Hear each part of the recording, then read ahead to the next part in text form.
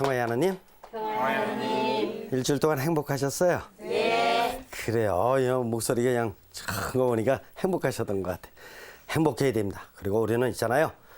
행복하게 살아가도록 하나님께서 가까이 계셔요. 아멘. 기도하죠.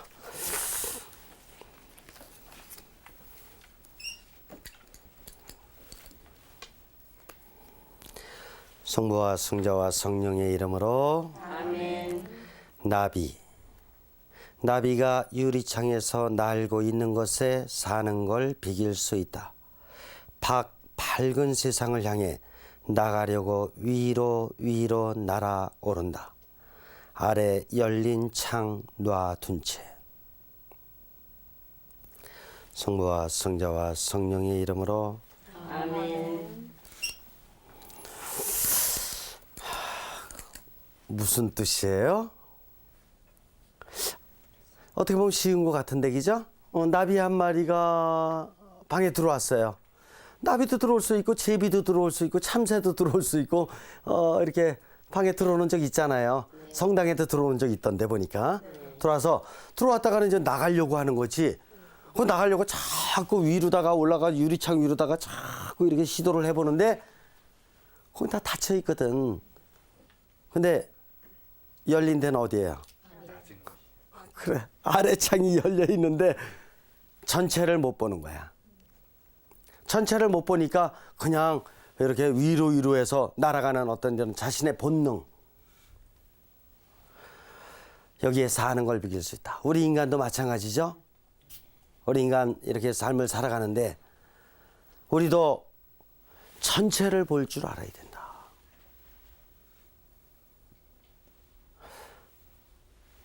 열린 창을 향해서 날아가야 돼요. 여러분들 마음을 열라라는 프로그램을 갖다가 제가 이 프로그램 때 한 적이 있는데 마음이 뭐냐? 참 어려워요. 정신적으로만 생활을 한다면은 지금 이 나비랑 별반 다를 게 없을 것이에요. 근데 어떻게 마음으로 살 수 있는 것이냐? 이걸 물을 수밖에 없어요. 제가 조금 설명해 넘어갈게요. 아주 중요한 부분이니까 이걸 우리 정신의 세계라고 보자고요. 오늘날은 이성이라고도 얘기하고 또 의식이라고도 이야기를 하고 하는 부분이죠. 제가 예전에 설명 좀 드린 바가 있기 때문에 간단히 설명해 드릴게요. 옛날에는 아주 옛날에는 이렇게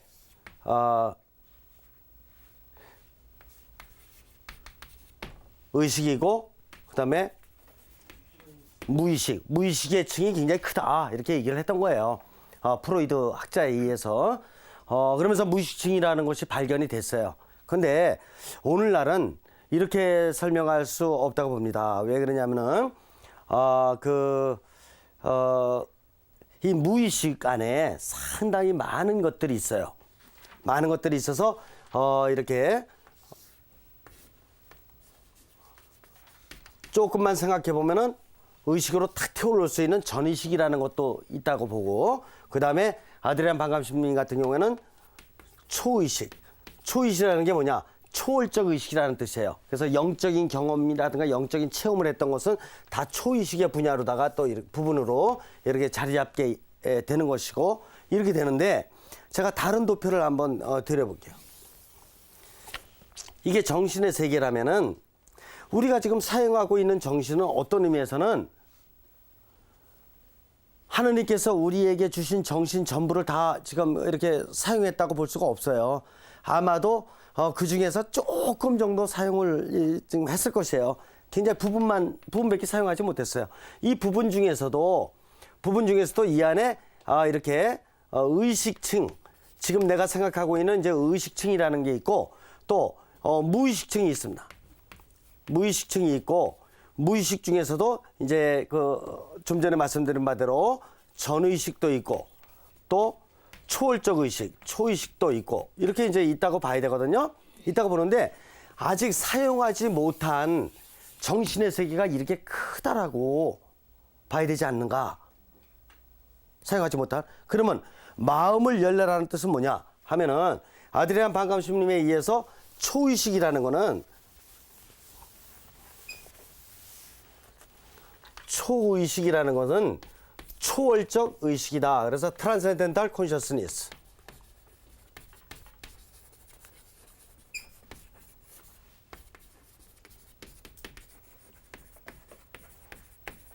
트랜센덴탈 초월적 의식이다라는 것인데 초월적 의식이 뭐냐?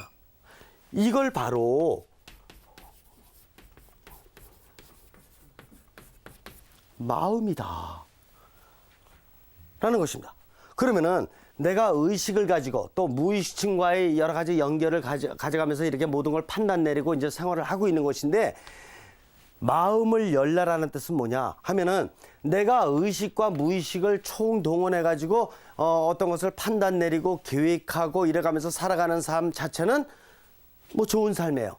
그러나 내가 지금 생각하면서 이렇게 판단 내려가면서 살아가는 삶이 하느님의 뜻에 비춰놓고 봤을 때 완성됐다고 봐야 되느냐? 그렇지 않을 거예요. 하느님의 뜻은 높고도 깊어요. 그러니까 내가 의식과 무의식을 동원해서 총동원해서 이렇게 생활을 했지만은 이거는 일정하게 한계가 있다라고 봐야 될 것입니다. 그러니까 보다 더 당신의 뜻에 맞가진 삶을 살으려면 어떻게 해야 됩니까? 라고 하면은 내 한계를 갖다가 넘어가야 될 거예요. 넘어가야 돼요. 어디로 넘어가야 되냐? 일로 넘어가야 됩니다. 일로 넘어가야 돼요. 그러니까 이 무한대의 능력을 가진 의식 중에서 내가 사용한 거는 정말 조금밖에 없습니다. 근데 이걸 넘어간다. 이게 바로 뭐냐? 내가 여태까지 내 정신 가지고 계획하고 상상하고 기억하고 뭐 이렇게 해왔던 거, 요거 그래서 내가 어떤 판단을 지금 내렸지만은 이 판단은 아직 하나님 뜻 안에서는 굉장히 부족하다라고 생각해가지고 이걸 딱 이제 내 의식을 갖다가 일단은 한쪽에다 이렇게 내가 생각했던 걸 접어두고 그러고 나서 그분의 뜻대로 이렇게 열게 되는데, 이때 바로 이것이 바로 하느님께서 우리 안에 미리 이렇게 소유해 주신, 미리 부여해 주신 이 정신의 굉장히 큰 층인데 이 층으로 우리가 열려야 된다. 그래서 우리는 정신과 마음을 따로 놓고 이렇게 계산을 하려니까 계산하기가 어렵죠? 그러면 이쪽으로다가 이제 열으면 내 생각을 일단은 딱 접어두고 한계 있는 내 생각을 접어두고 이제 그분의 뜻을 물어보는 쪽으로다 생각을 이동하는 것입니다. 방향을 이동하는 것이죠. 그분의 뜻을 이렇게 묻는 쪽으로다 방향을 바뀌면은 어떻게 되느냐? 그분의 뜻이 한 번에 그러면 탁 나타나느냐? 그렇지가 않습니다. 그래서 그분의 뜻이 이제 조금씩 나타나는데 굉장히 좋은 영어가 있죠. A little.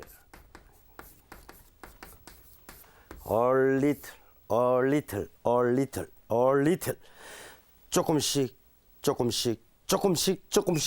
그분의 뜻이 나타나는 것입니다. 그래서 그분의 뜻이 일로다가 자꾸 들어오면서 어떻게 됩니까? 초월적 의식, 초의식을 자꾸 만들어내요. 그래서 우리 무의식층이 자꾸 초의식으로 두텁게 초월적 의식으로 갖춰지게 되고 이렇게 됨으로 해가지고 우리가 하느님의 뜻을 보다 더 충실히 잘 살아갈 수 있게 된다. 그래서 정신과 마음을 따로 놓고 정신은 머리에 있는 거고 마음은 여기 있는 거고 이렇게 생각하면 해결할 길이 없다. 이해가 되십니까? 네. 야, 어떻게 그렇게 이해되실까? 야, 굉장히 어려운 부분인데 좋아요. 그렇게 이해하시고. 자, 지금 우리는 사정 과정에 대해서 공부하고 있습니다. 제가 사정 과정은 처음에 경외, 그 다음에 주의, 그 다음에 몸음 이렇게 말씀드렸고, 이렇게 되면은 파악이 된다라고 했습니다. 파악이 되면은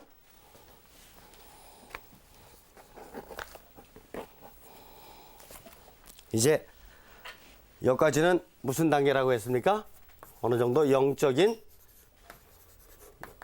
예비 단계라고 말씀을 드렸죠. 대단히 중요한 것입니다. 영적인 예비 단계. 모든 판단 낼 적인 영적인 예비 단계. 이 과정을 해야 된다 이렇게 봅니다. 그 다음에 이제 정신적인 차원에서 여기서부터는 무슨 단계냐? 정신적 단계다 이렇게 봐야 됩니다. 여기서부터 사정을 하게 되고 이제 사정을 하게 되면은 그다음에 이제 그 인정하는 기투.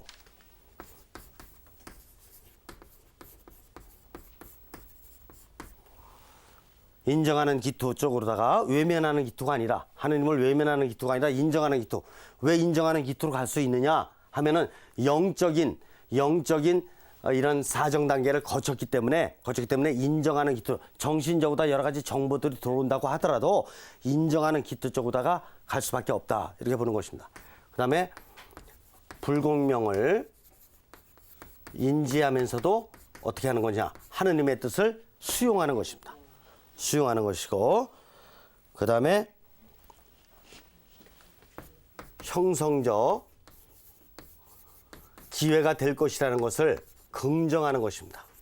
긍정 대단히 중요하다고 제가 예전에 말씀드렸어요. 그래서 긍정적 사고방식을 갖게 되는 긍정적 생활태도 이걸 갖게 되는 것입니다. 이때 바로 우리는 예스라는 응답을 드릴 수 있다 이렇게 설명을 드렸습니다. 오늘은 책을 좀 보도록 하겠어요.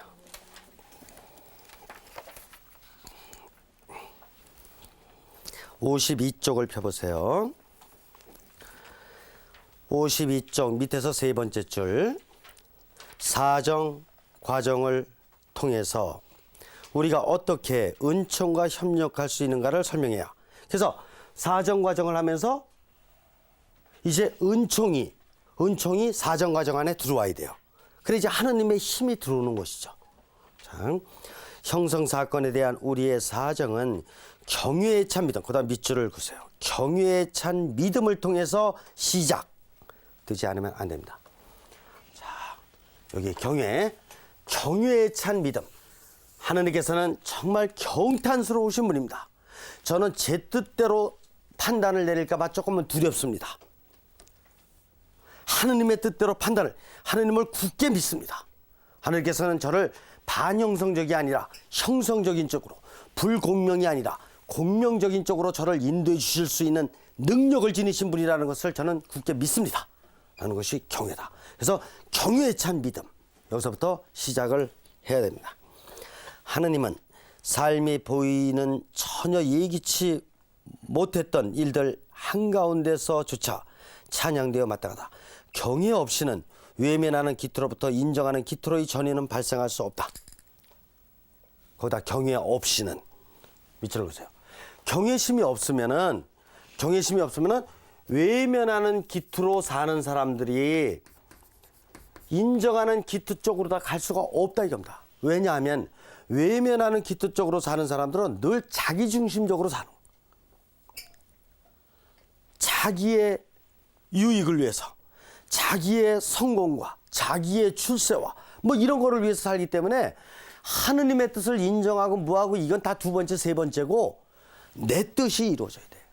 근데 하느님의 뜻은 내 뜻보다 높고 깊다라는 것을 인정하는 이런 믿음이 있을 적에 이제 내 뜻대로 성공과 출세를 하고자 하는 이런 자기 나름대로의 이런 주관주의적 사고방식, 이 사고방식을 버리고 이제 하느님의 뜻을 인정하는 쪽으로 그때 전이가 발생할 수 있는 거다 이겁니다. 그래서 경외에 찬 믿음이 없이는, 그러니까 우리가 종교를 갖고 있다는 것은 대단히 중요한 일이에요. 일생 살면서 잘못 사람 있잖아요. 우리도 있잖아요. 아주 여기 사회에 진짜 아주 막가파 가듯이 아주 자기밖에 모르는 이런 쪽으로다가 인생 살아가는 거 있잖아요. 우리라고 거기에서 예외가 될 리가 없어요.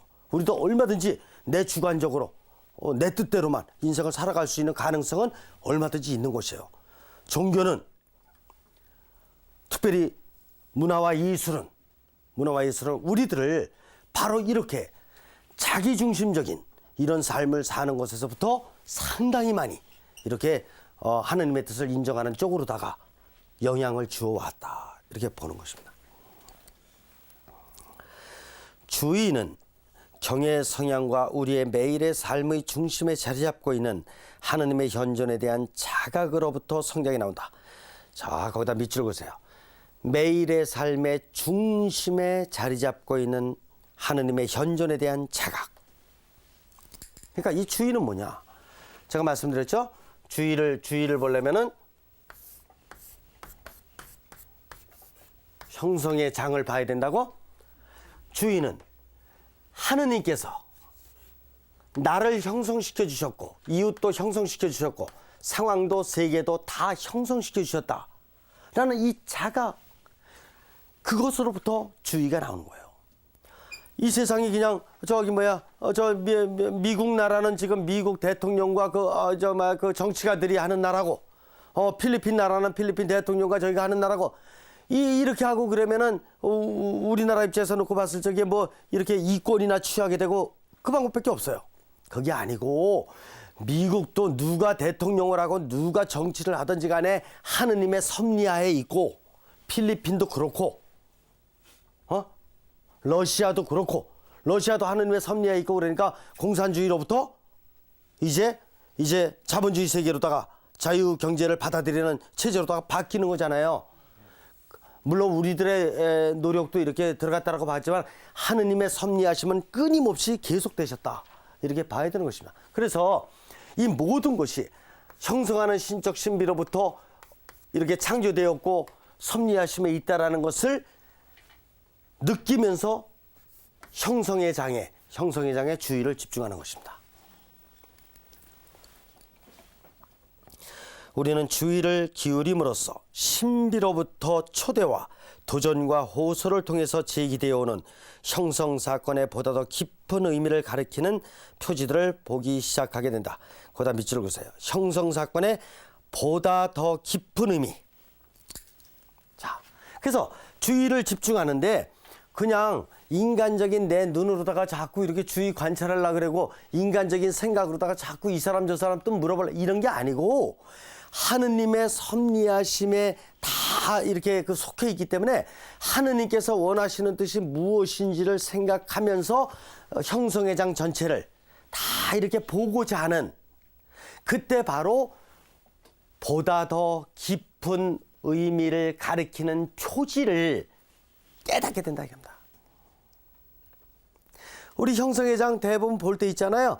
하느님의 이런 섭리 안에서 보려고 그러지 않을 수 있어요. 집에 가서 이렇게 부엌에 가서 이렇게 쌀도 있고 반찬도 있고 그러는데 이거 하느님께서 보시는 눈으로다가 보지 않을 수도 있죠. 그냥 내가 만들어 놓은 김치에 내가 사다 놓은 두부에 내가 사다 놓은 그릇에 다 이런 거지. 그런데 두부든 그릇이든 뭐든 하느님 안 계셨으면 이 세상이 존재하지가 않으니,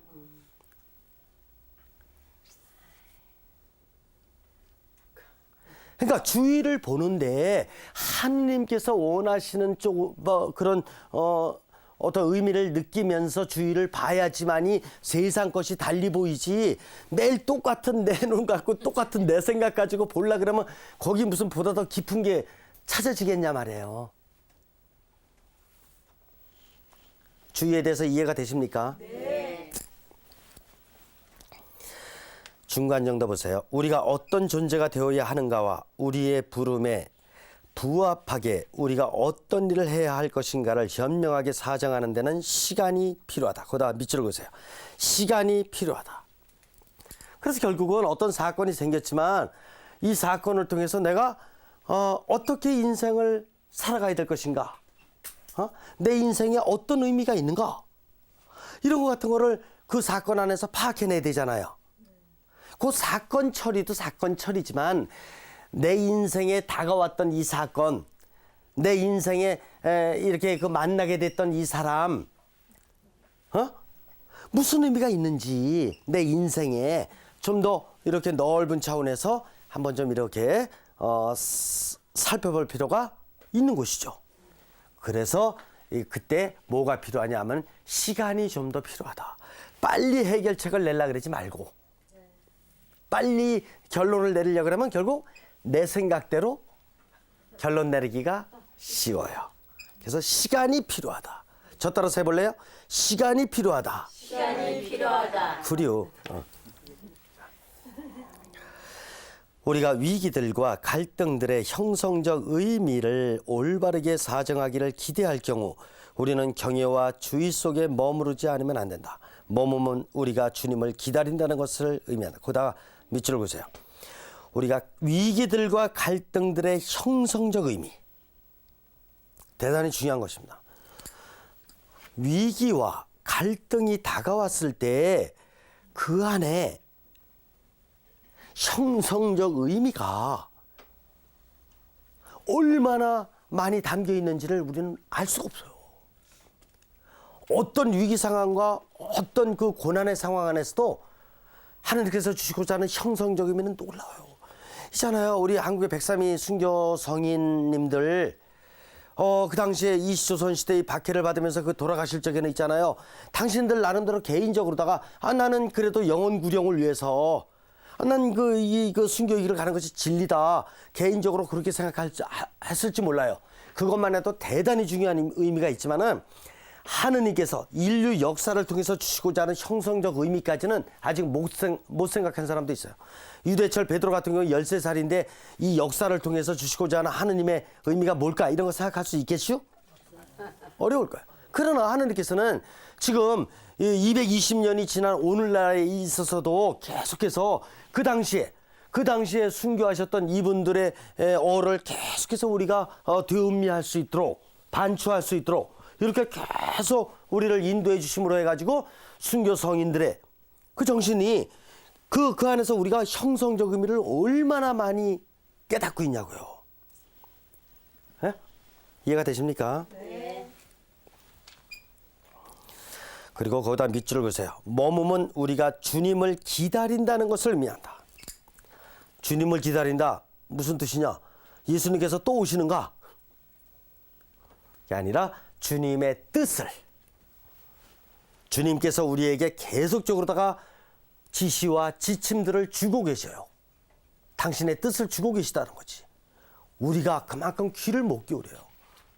좀 전에 말씀드렸지만 부엌에서 있잖아요. 매일 그 만지는 그 그릇이라든가 아니면 그 쌀독이라든가 이것도 하느님의 눈으로 못 보니 언제 하느님의 눈으로 성당에 가서 그러니까 그 고상이나 감실 봐야지 이게 하느님 것으로 다 보이고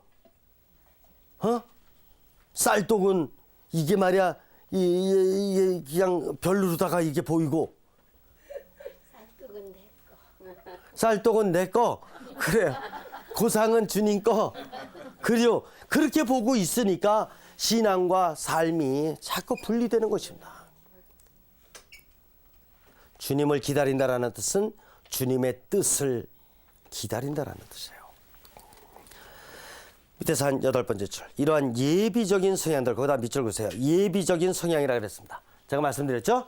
영적인 예비 단계라고. 영적인 예비 단계들입니다. 파악으로 귀결되게 된다. 그러니까 파악, understand, 이해가 된다 이런 뜻이죠. 오늘 이 시대의 언어로 표현하자면 우리가 파악적인 상태에 있다고 느낄 때 이는 마치 우리가 알지 못하는 것을 두려워하는 듯한 상태로 나타난다. 거다 밑줄을 그어야 되는데요. 파악적인 상태에 있다고 느낄 때 알지 못하는 것을 두려워하는 듯한 상태. 왜 그러느냐? 이제 하느님 안에서 어느 정도는 이 하느님의 뜻이 무엇인지 이제 파악이 됐어요. 이해는 되는데 정신적인 사정 과정 아직 안 거쳤거든요. 근데 정신적인 사정 과정을 하는 가운데 불공명의 요소가 꼭 나타나게 돼 있거든요. 손해를 본다든가 불이익을 보게 될 이런 요소가 그러니까 한편에는 이런 방향이 정해지면서 마음이 편안해지면서도 한편에는 이 불공명적인 요소가 다가올 것에 대한 두려움이 있습니까? 없습니까? 있어요. 있어요. 자, 좀 더 보죠. 우리는 밑줄을 보세요. 용기를 내라. 는 주님의 보증에 의해서 평정에 이르러야 할 필요가 있다. 저 따라서 하세요. 용기를 내라. 용기를 내라. 용기를 내라. 용기를 내라. 대단히 중요한 것입니다. 지금부터 이제 정신적으로 이제 이렇게 판단을 사정 과정을 해나가게 되는데 이때 필요한 게 무슨 덕이냐 하면 용덕인 거예요. 용기가 있어야 되는 거예요. 그래서 주님의 뜻 안에서 이렇게 사정 과정을 하면서 방향을 설정했던 것을 이제는 방향을 바꾸면 안 돼요. 주님의 뜻대로 가고자 하는 그래서 정신적으로다가 이렇게 이제 뭐 어떤 사람이 와서 친구가 와서 뭐 이상한 얘기도 해서 너 그렇게 됐다가는 손해 막심하게 본다. 뭐 이렇게 해가지고 말이야 막 친척들도 막 전화 걸어가지고 막 너 당시 그렇게 바뀌면 안 된다. 보험회사 직원도 와가지고 말이야 뭐 이렇게 해가지고 자꾸 딴 얘기하고 이럴 적에 내가 정해놓은 방향에서 바꾸고자 하는 이런 마음이 생길 수도 있어요, 없어요? 유혹의 마음이 얼마든지 생길 수 있어요. 이때 용기를 내야 되는 것입니다. 다른 의미도 역시 똑같이 중요하다. 우리가 무언가를 파악할 때 우리는 우리의 정신을 통해서 그 순간까지 우리에게 알려져 있지 않았던 것의 어떤 특정한 측면들을 포착하게 된다. 우리는 한 장 넘기세요. 하느님의 사랑의 광대함을 포착해야 될 필요가 있는 것이다. 자, 두 번째 줄. 우리는 사정 과정과 관련하여 이 지점에서 다시 공명의 요소들로 되돌아가 볼 수 있을 것이다. 그다음 밑줄 보세요. 다시 공명의 요소로 되돌아가 볼 수 있을. 이게 무슨 뜻이냐? 공명이 뭐냐? 제가 말씀드렸죠? 무엇보다도 형성의 장안에서 나와 하느님과의 관계에 있어서 하느님의 뜻에 합치, 그다음에 상황과의 관계에 있어서 융화, 그렇죠? 이웃과의 관계에 있어서 연민, 세상에 대해서 참된 역량, 이런 마음의 성향들을 발휘할 적에 이제 나의 중심에는 공명의 성향이 싹트게 되고 공명의 삶을 살 수 있게 된다. 이렇게 말씀을 드렸어요. 바로 여기서 이제 사정과정을 하는 가운데에서 정신적인 사정과정을 하는 데 있어서 친구가 나한테 뭐라 그러던, 친척이 뭐라 그러던, 경찰서에서 뭐라 그러던, 보험회사 직원이 뭐라 그러던 관계없이 나는 지금 이 사건 안에서 상대하고의 관계에 있어서 늘 합치와 융화와 연민과 역량, 이쪽으로 내가 판단을 내리겠다. 이쪽으로 삶을 살아가겠다. 라는 것을 다시 한번 생각해 볼 필요가 있는 것이다 이겁니다. 이해가 되세요? 네. 이 성향들은 우리가 실제적인 방식으로 하느님이 말씀하실 수 있는 바를 올바르게 사정하는 데 도움이 되어줄 수 있을 것이다. 만일 우리가 솔직할 수 있는, 밑줄을 그으세요. 솔직할 수 있는 용기를 갖고 있기만 한다면 말이다. 그래서 우리가 이제 정신적인 단계로 들어가서 사정을 이렇게 하게 될 적에 내가 진짜 공명의 삶을 살겠습니다. 그래서 합치와 융화와 연민과 역량의 삶을 살 수 있도록 제가 최선을 다하겠습니다. 이렇게 솔직하게 마음의 결단만 내릴 수만 있다면 하느님께서 도와주신다라는 것입니다.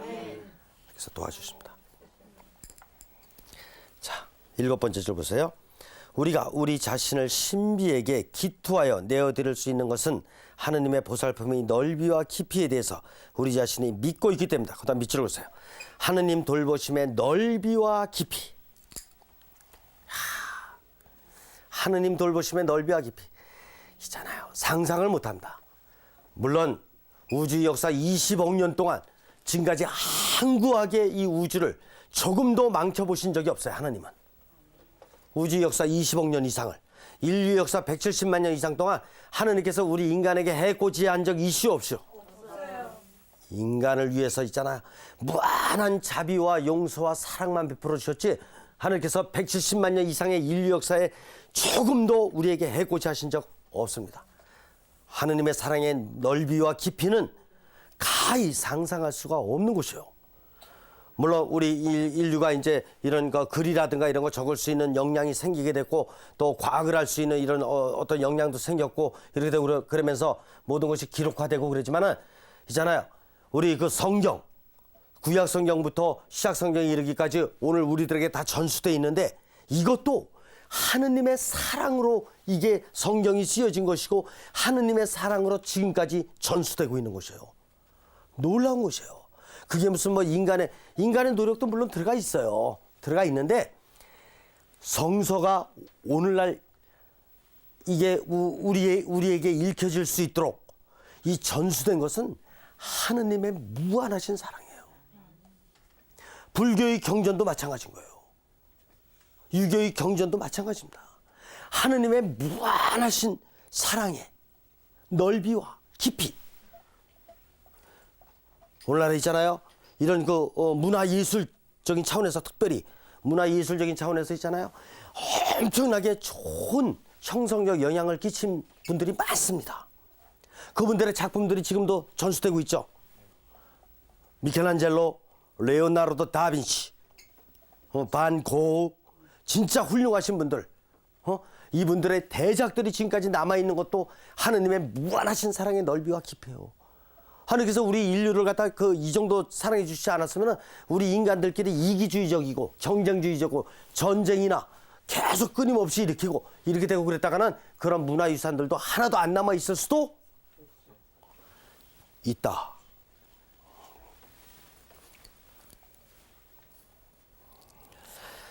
하느님에 대한 우리 자신의 저 인정하는 기투는 우리의 내면의 존재 속에 그리고 우리의 형성의 장에 머무시는 그분의 현존에 대한 찬양의 그 토대를 두고 있다. 자, 저기다 밑줄 보세요. 우리의 내면의 존재 속에 그리고 우리의 형성의 장에 머무시는 그분의 현존. 자, 이거 있잖아요. 아니면 아니라고 그래야 돼요. 나의 내면에 하느님께서 현존하신다는 것을 깨달을 수 있겠는가? 아니면 아니라 그래야 돼요. 이거 이론 고쳐야 돼요. 이 형성의 장 안에 하느님께서 머무신다라는 것을 내가 믿을 수 있느냐? 만일에 아니면 아니라고 해야 된다니까. 이거 있잖아요. 원리를 고쳐야 돼요. 그러면은 아들아 방금 지금 거짓말하고 있는 거예요. 그러면 내면에 하느님께서 현존하고 계심을 믿을 수 있어요? 네. 제가 그동안도 강의를 통해서 굉장히 많은 거를 예를 들어드렸기 때문에 여기서 다시는 안 하지만은 여러분들 잘 묵상해 보세요. 자, 밑에서 7번째 줄. 우리가 일단 불공명을 인지하여 그대로 받아들이고 발생하고 있는 것을 부인하기보다는 오히려 그 발생하는 것에 대해서 긍정하는 예를 말하게 되면 그러면 우리는 사정 과정에 있어서 한 결정적인 전이점에 도달하게 된다. 자, 긍정하는 예, 거기다 밑줄을 그시고요. 결정적인 전이점, 사정 과정에 있어서 결정적인 전이점에 도달하게 된다. 그래서 여기서 우리가 이제 하느님의 뜻대로 제가 살겠고 분명히 하느님께서는 저를 형성적으로 인도해 주실 것입니다. 라고 이런 긍정적인 이해를 바라게 되면은 이제 사정 과정에 있어서 결정적인 전이가 된다 이겁니다. 전이가 되는 거. 그리고 이 과정을 통해서 영적인 단계부터 시작해가지고 정신적인 단계의 사정을 통해서 예스를 이렇게 했을 적에는 분명히 결정적인 전이가 됩니다. 지금부터는 줄다리기 안 해요. 줄다리기 안 해요. 정신과 하느님의 뜻, 내 뜻과 하느님 뜻 사이에서 줄다리기 안 한다니까. 오락가락, 갈팡질팡 이런 걸 안 한다니까. 이때는 전이가 딱 발생됐기 때문에 그대로 이 방향으로 확고하게 나가게 되는 것입니다. 밑에서 2번째 줄. 우리가 매일의 생활 속에서 하느님께 우리의 예를 적용할 때 우리는 명백히 밑줄 그세요. 희망이 없는 상황에서조차 희망이 우리를 저버리지 않는다는 것을 발견하게 된다. 그래서 아무리 희망이 없는 상황이라도 그 안에서 희망을 볼 수 있게 되는 것입니다. 아드리안 반감심님이 이 형성과학을 이렇게 창시하시고자 하는 그 뜻을 어디서 깨닫게 되시는지 아세요? 어디서 영감을 받으시는지 아세요? 제2차 세계대전 때 독일에서 그냥 폭탄이 그냥 쏟아지는 그 가운데 동굴 속에서 거기서 진짜 그 아기를 보살펴 주시는 그 어머니, 그다음에 부상당해서 온 사람을 갖다 자기도 불편한데도 불구하고 돌봐주는, 바로 여기서 인간에게는 하느님께서 이렇게 어마어마한 형성의 힘을 주셨구나. 동굴 속, 제2차 세계대전의 동굴 속에서 이걸 깨닫는 것이에요. 인간이 누구인지를. 아시겠습니까? 희망이 없는 상태인 것 같은데도 그 안에서 희망을 볼 수 있는 것입니다. 그러니까 세속적인 판단 가지고 지난 과거에 우리가 판단 내렸던 이런 방법론 가지고 이렇게 판단 내리는 것보다는 하느님과의 깊은 연결 안에 새로운 판단력 가질 필요가 있는 것입니다. 우리의 믿음은 실제로 형성 위기 속에서 깊어진다. 거기 참 무서운 말이 나오죠. 믿음은 실제로 형성 위기 속에서 깊어진다. 우리는 참으로 그 속에서 영적인 성숙을 향해 성장해 나가고 형성하는 신적 신비와 더불어 공명을 향해 움직여 나가기 시작하는 것이다. 형성 위기 속에서 깊어져 나간다는데.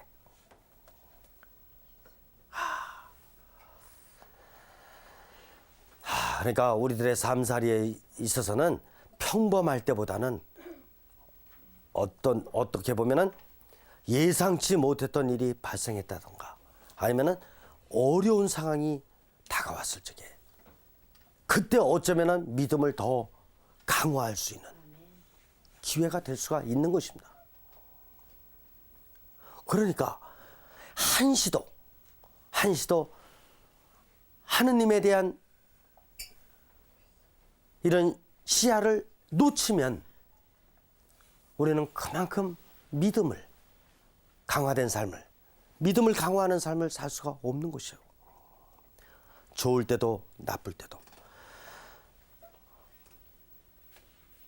여러분들 그 존재의 의미라고 노래 있어요? 네? 진정하는. 그거 어떻게 하는 거예요, 처음에? 존재의 이유로구나. 그래요. 있잖아. 존재의 이유를 알아야 될 거 아니야. 존재의 의미도 알아야 되고. 세상의 모든 만물은 다 존재자예요.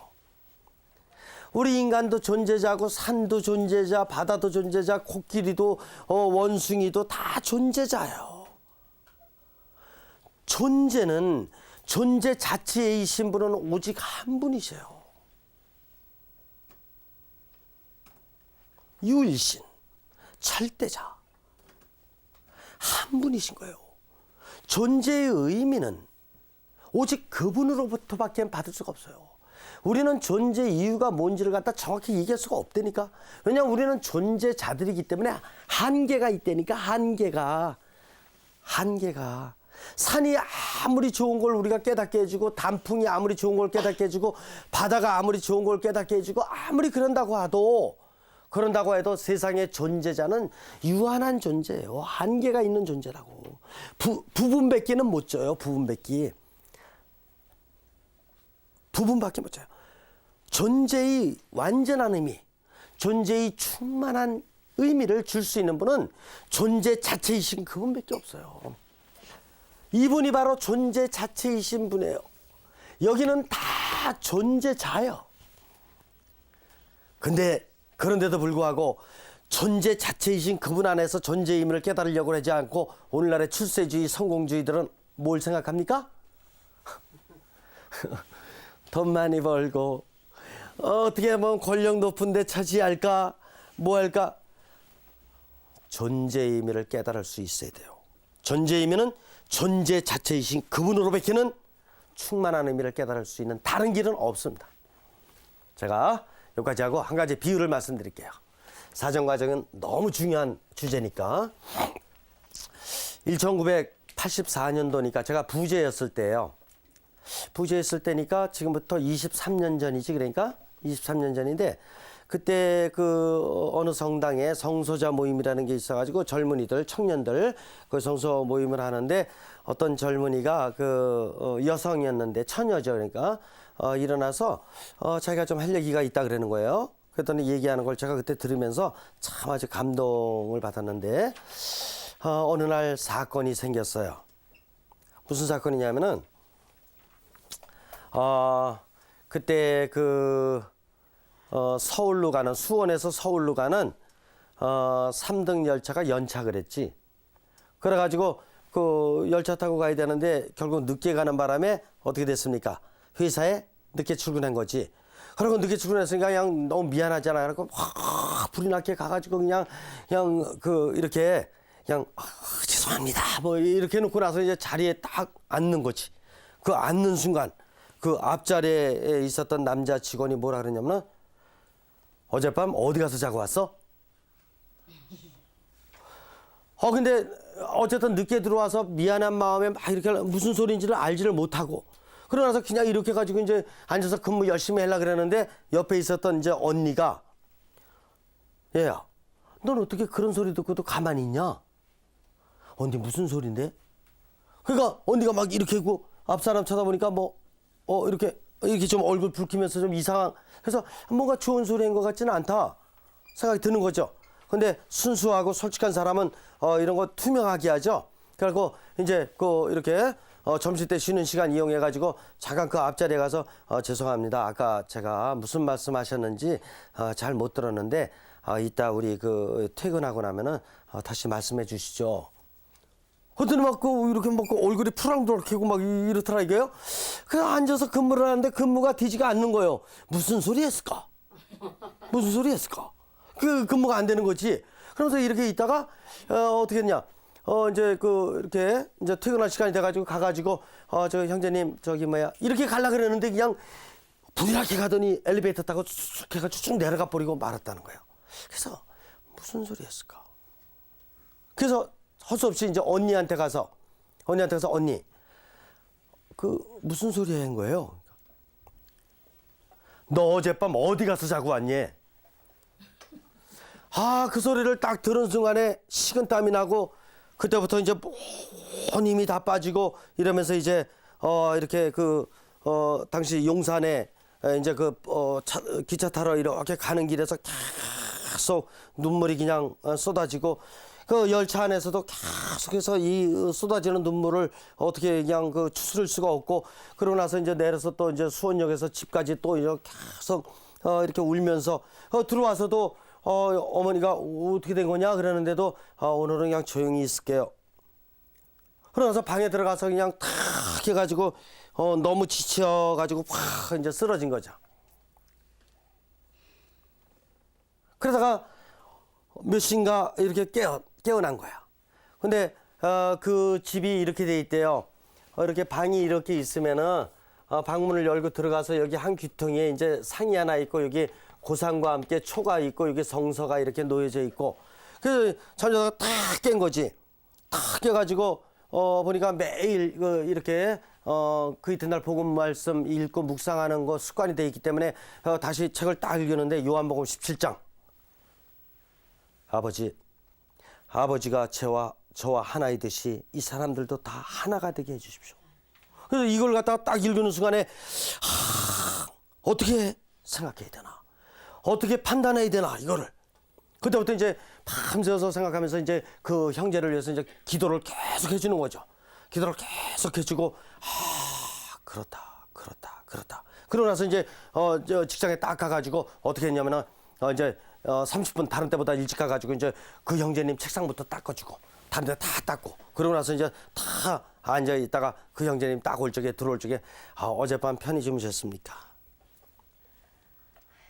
그러니까 그냥 이렇게 가지고 그냥 좀 안절부절해가지고 이제 앉는 거죠. 앉아있어. 그래가지고 참 그래 아버지와 내가 하나이듯이 이 사람들도 하나가 되게 해달라는 기도가 뭔지 생각을 해보는 거야. 하면 할수록 계속해서 깨달음이 오는 거예요. 무슨 깨달음까지 왔느냐? 야, 예수님이 이 기도 받으시고 붙잡혀 가셔서 그냥 침뱉음도 당하고 가시간도 쓰고 매도 맞고 그냥 못으로다가 그냥 다 박히고 이랬는데 너 여태까지 20몇 년 동안 너 사람들로부터 아주 그냥 칭찬 많이 받았고 신앙심 깊다고 이렇게 하고 그냥 여러 가지로다가 존경받았고 이렇게 나 같은 게 뭔데 일생을 그냥 존경이나 받으려고 칭찬이나 받으려고 이렇게 살아가는 거냐? 나 같은 게 뭔데? 예수님께서도 이렇게 혹독한 고난을 밟으시면서도 진짜 우리 인류가 하나 될 수 있도록 노력하시는데 나 같은 게 뭐냐? 이제 여기까지 깨달음이 오는 거예요. 깨달음이 왔어. 그러다가 이제 어느 날 이제 탁 해가지고 명동성당에서 사제서품식이 있었대요. 거기를 가긴 가야 되는데 어떻게 갈 수가 없어. 그래서 이제 과장님 방에 이제 살짝 들어가서 과장님 정말 죄송합니다. 제가 오늘 저 명동성당에서 이렇게 종교 예식이 있어서 좀 말씀을 드렸더니 그러냐? 그러면서 그러면 가라. 평소에도 그냥 더 일찍 나와서 매일 일하고 매일 이렇게 잘하고 그러니까 과장님이라고 모르실 리가 없지. 그래 가라. 이렇게 한 거예요. 과장님이. 근데 그 얘기를 들은 딴 사람이 뭐라 그랬냐면은 불평한 거지. 뭐 말이야, 뭐 과장님 뭐 그러시냐 말이야. 누구는 말이야 일찍 퇴근하게 하고 말이야. 그 더더군다나 하급 직원인데 일찍 퇴근하게 하고 말이야. 이게 말이야 우리는 말이야 그런 것도 아니고 말이야 뭐냐 말이야. 이래가면서 막 언성을 높인 거야 이제. 그때 바로 그 앞에 앉아 있었던 그 직원이 딱 일어나서 뭐라 그러냐면은 있잖아 왜 이렇게 언성을 높이냐. 저 자매님은 있잖아. 우리들보다 매일 30분 일찍 와서 다 청소하고 끝나고 나서도 매일 늦게 퇴근하는데 내가 어느 날 보니까 1시간 늦게 퇴근하는 날도 있고 이러면서 다 이렇게 우리 뒷정리도 다 주고 이러면서 가고 그러더라. 뭐 그거 갖고 그러냐? 야, 그 얘기를 듣고 나와가지고 이제 명동성당으로다가 사제서품시 참가하러 가는데 그냥 눈물이 그냥 이거는 완전히 환희의 눈물이. 그러다가 조금 있다가 그 직원들의 반 정도가 이렇게 성당으로다가 나와서 예비자 교리 받고 영세 받았다는 얘기를 갖다가 그 자리에서 하는데 얼마나 감사한지. 바로 경외심 있잖아. 그 상황에서라도 그 누명과 오해를 받는 그 어려운 상황에서도 있잖아. 평소에 매일 그 상을 갖다 이렇게 놓고 촛불을 놓고 여기서 기도를 하고 이러다 보니까 주님께서 요한복음 17장을 읽을 수 있도록 섭리해 주시고 그걸 읽고 나서 하나님께 대한 굳은 믿음을 가지고 용기를 내서 그 이튿날 가서 안녕히 주무셨습니까?부터 시작해가지고 그 책상도 닦아주고 다 이렇게 하고 이래가면서 그 직원들의 거의 대부분을 갖다 다 감동적으로 감동시켜. 그리고 지금 트라피스트 스톤에 아주 훌륭한 어떤 신비 영성가로서 지금 생활을 하고 있습니다. 미국에 가서. 저는 있었던 것만 말씀드리니까 이해가 되십니까? 경외심을 가지고 머물러서 정말 열심히 생활을 하게 되면은 우리가 이런 사정 과정을 통해서 예스에 얼마든지 갈 수가 있는 것입니다. 지금부터 이 판단은 인간적인 몇 가지 정보라든가 이웃들 있잖아. 보통 일반적으로 생각하는 이런 거에 연연하지 말고 이런 수련 과정을 조그만 일에서부터 계속해서 여러분들이 수련을 하신다면 도움이 될 거고 또 레포트 쓰신 분은 계속해서 그 레포트에 연결시켜서 내가 당시에 사건 당시에 경외심이 있었는지 주의를 어떻게 집중했는지 형성에 잘 집중했는지 얼마나 머물렀는지 파악이 돼서 어떻게 했는지 이런 것 같은 거를 연결선상에서 계속 이렇게 글을 써나가시면 되겠습니다. 마친 기도하죠.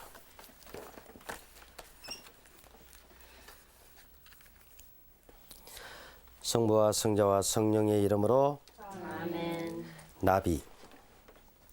나비가 유리창에서 날고 있는 것에 사는 걸 비길 수 있다. 밝은 세상을 향해 나가려고 위로 날아오른다. 아래 열린 창 놔둔 채. 영광이 성부와 성자와 성령께 성같이 이제와 항상 영원히 아멘. 성부와 성자와 성령의 이름으로 아멘. 네, 평화로운 한 주간 되세요. 감사합니다.